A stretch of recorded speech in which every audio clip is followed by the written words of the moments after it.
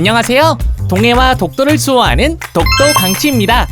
오늘부터 독도 지킴이 역할 외에 똑똑한 바다에서도 여러분을 만나게 되었는데요. 앞으로 저 강치와 함께 바다에 대해 우리 모두 좀 더 똑똑해지는 시간이 되기를 바라며 똑똑한 바다 시작하겠습니다. 해양 쓰레기는 육지에서 버려지거나 강으로 떠내려온 쓰레기 또는 폐어구, 폐부표 등 다양한 경로를 통해 발생합니다. 이 많은 쓰레기가 다 어디서 왔는지, 누가 버렸는지 일일이 확인하기 힘든 해양 쓰레기는 과연 어떻게 처리되고 있을까요? 설마 누가 그렇게 쓰레기를 함부로 버리겠어? 싶지만 매해 정부와 지자체가 감당할 수 없을 정도로 많은 쓰레기들이 바다에 쌓이고 있습니다. 특히 해양 플라스틱 쓰레기는 약 11만 8천 톤에 달하는데요. 이 중 60%에 해당하는 4만 톤이 모두 바다에서 발생한 것들로 대부분이 어선이나 양식에 활용된 폐그물과 폐부표들입니다.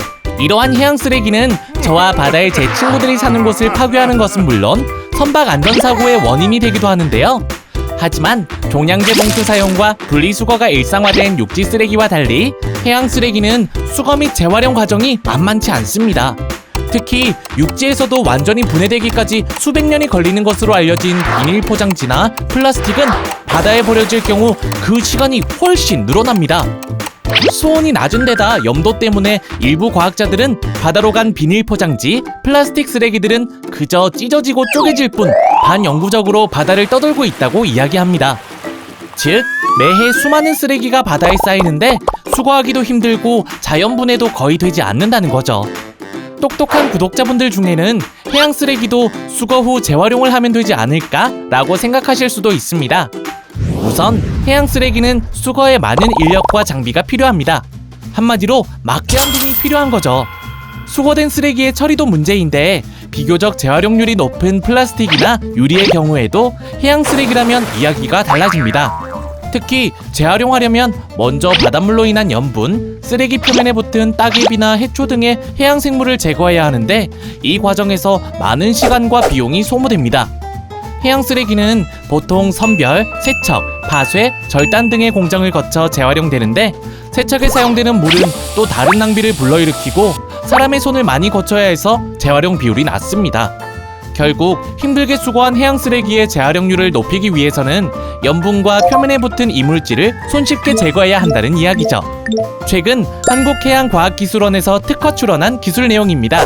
아변 롤러를 이용해 수거한 해양 쓰레기에 붙어있는 이물질을 제거하고 미세 필터를 통해 육융 과정을 거쳐 양질의 보강제 원료로 재생산되는 이른바 비효율적이었던 해양 쓰레기의 재활용을 획기적으로 개선한 기술입니다.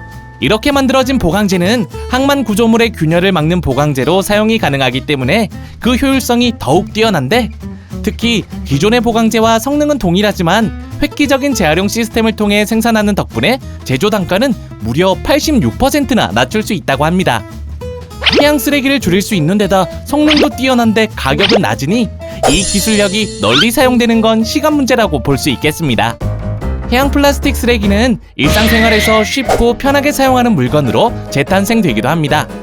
여수광양항만공사가 지난해부터 진행 중인 플라스틱 프리 항만 운동을 통해 광양항에서 수거한 폐플라스틱으로 만든 서류 가방으로 올해는 선박 배출 폐플라스틱 수거 지역도 넓히고 폐플라스틱 업사이클링 제품 종류도 다양하게 만들 예정이라고 합니다.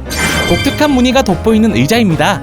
이 의자는 지난해 여름 우리나라의 한 디자이너가 세계자연기금 WWF와 협업으로 진행한 라이트 오션 프로젝트에서 소개된 의자로 바다에 버려진 플라스틱을 업사이클링하여 만든 작품입니다. 독특한 의자의 무늬는 누룽지가 눌어붙으면서 생기는 모양에서 영감을 받았다고 하는데 이는 우리가 버린 플라스틱이 다시 먹이사슬을 거쳐 우리의 음식으로 돌아올 수 있다는 의미이기도 합니다. 뿌린 대로 거둔다는 말처럼 바다에 쌓인 쓰레기는 결국 해양 생태계는 물론 지구 전체를 병들게 할 테니까요. 갈수록 늘어나는 해양 쓰레기. 문제를 해결하기 위해서는 근본적으로 쓰레기 자체를 줄여야 합니다. 해양수산부도 2030년까지 플라스틱 쓰레기를 지금의 절반 이하로 줄이기 위해 다양한 사업을 계획 및 추진하고 있는데요. 이제 쌓여만 가는 해양 쓰레기에 대한 걱정 조금은 해결되셨나요? 하지만 해양 쓰레기를 줄이고 깨끗한 바다를 만들기 위해서는 무엇보다 우리 모두의 노력이 가장 먼저라는 점 기억해 주시길 바랍니다.